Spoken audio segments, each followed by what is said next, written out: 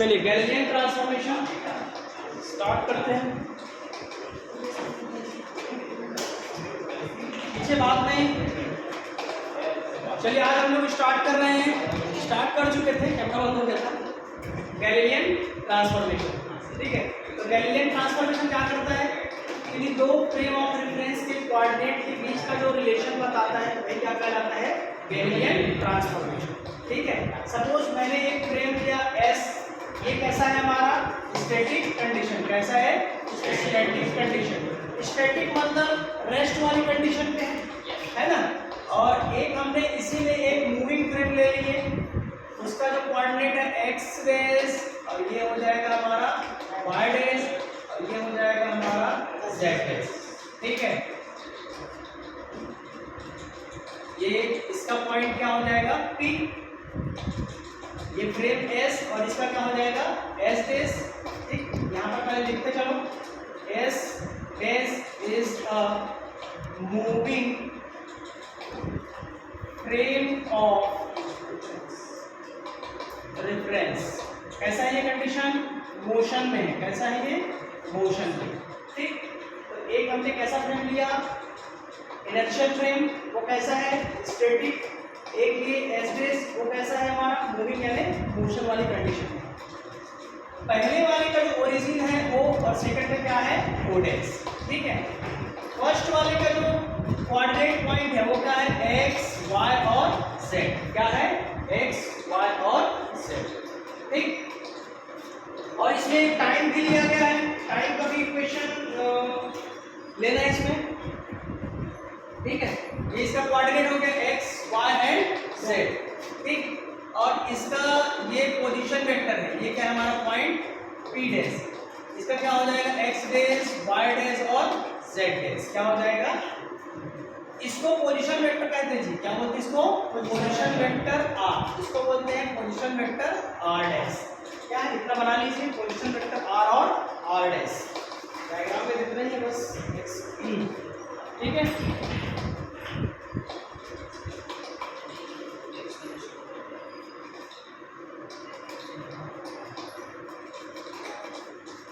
बड़े आगे यहाँ तक क्लियर।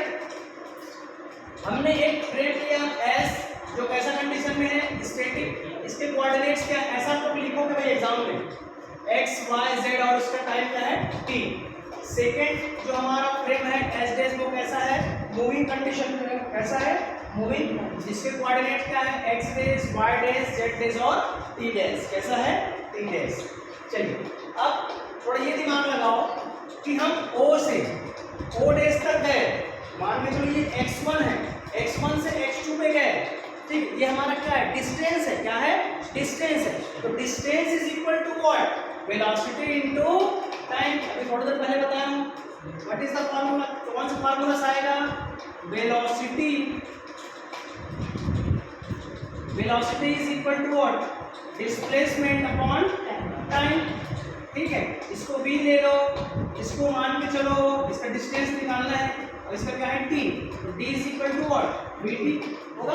d क्या ले लिया मैंने vt, क्या हुआ इसका vt।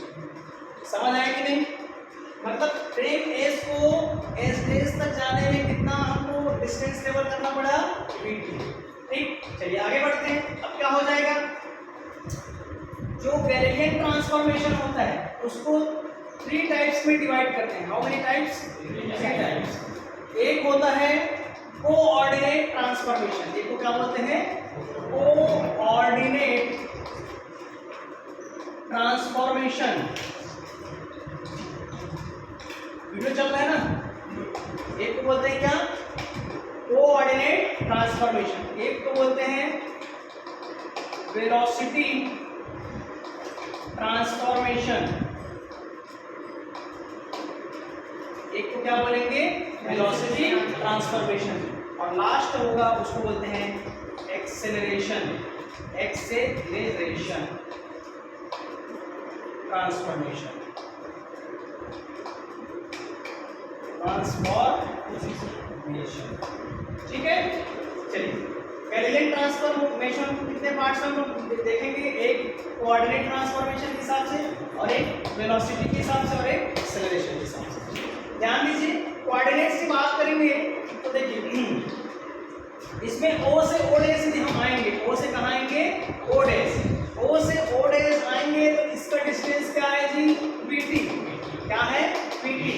ये यहाँ पर एक चीज मैं क्लियर कर रहा हूँ, हम केवल एक्स एक्सिस को ही बढ़ाए हैं, पहला चीज एकदम क्लियर कर लो भाई, हमने केवल अभी काम किया है एक्स एक्सिस को बढ़ाने में, मैं वाई को नहीं बढ़ाया हूँ, ना जेड को बढ़ाया, बड़े स्पष्ट तौर पे बोल रहा हूँ, हमको केवल काम किस पे करना है, एक्स एक्सिस। तो अभी मैं एक्स एक्सिस को लेके निकाल रहा हूँ, आप चाहो तो वाई एक्सिस को भी निकालोगे, सेम आंसर आएगा, जेड को भी वेरिएशन दिखा के करोगे तो जेड में भी वही आंसर आएगा। बढ़े आगे, तो ये हमारा डिस्टेंस हो गया पीटी, तो ये क्या हो जाएगा हमारा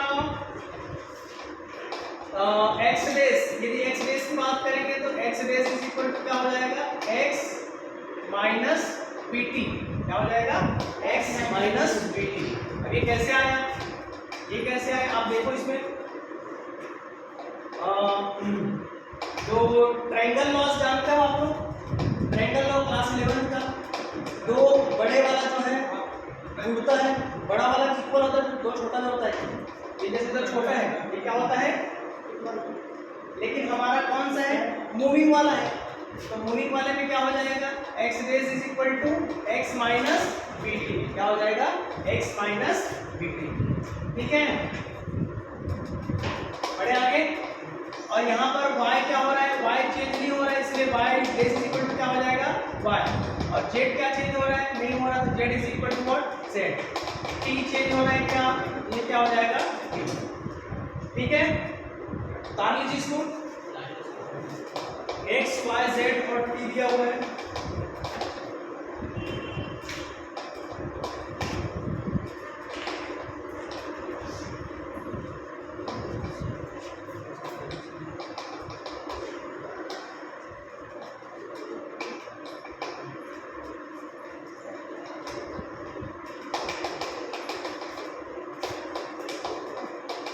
बढ़े आगे, तो इसको बोलते हैं क्या, गैलीलियन ट्रांसफॉर्मेशन, इसको क्या बोलते हैं, गैलीलियन ट्रांसफॉर्मेशन।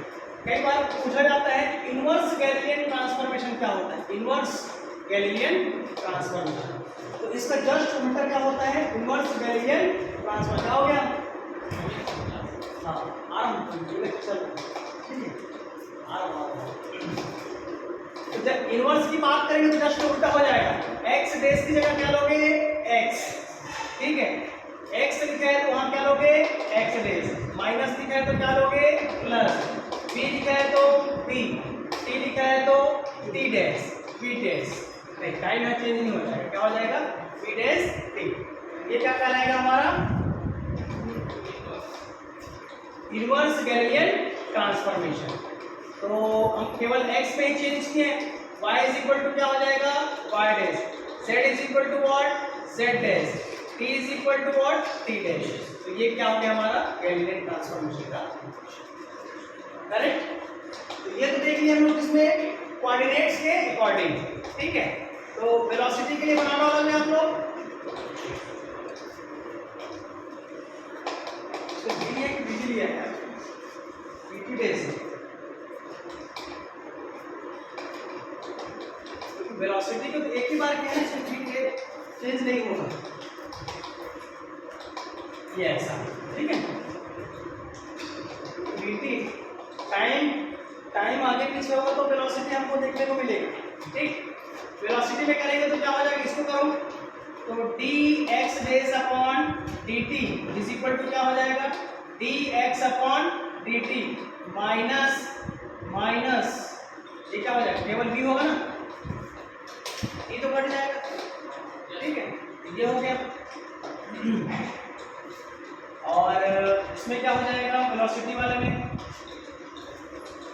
v कंपोनेंट में, तो फाइनली हम क्या ले सकते हैं, इसको लिख सकते हैं v dash is equal to what, v है ना, इसको क्या लिख सकते हैं, बड़ा वाला v माइनस ये v क्या है हमारा, कांस्टेंट टर्म है, क्या है, कांस्टेंट टर्म, ठीक। तो ये हमारा वेलोसिटी कंपोनेंट निकल गया। इसी प्रकार एक्सेलरेशन के लिए निकालोगे तो क्या हो जाएगा, इसका चाहो तो आप ऐसा भी लिख सकते हो dx days upon dt is equal to what bx dash, क्या लिख सकते हैं bx dash, ठीक है। अब यहाँ पर एक्सेलरेशन में करोगे क्या हो जाएगा dux dash upon dt is equal to what, अब क्या हो जाएगा 0, नहीं इसको ऐसा लिख सकते हैं, ये वाले पार्ट को क्या लिख सकते हैं dux अपॉन dt, तो ये क्या हुआ जी एक्सेलरेशन, इसको मैं क्या लिख सकता हूँ ax डैश और इसको क्या लिख सकता हूँ ax, ठीक है। हमारा क्या निकल जाएगा a dash x is equal to ax, ठीक, ये क्या कहलाएगा एक्सेलरेशन। तो 2 से 3 नंबर के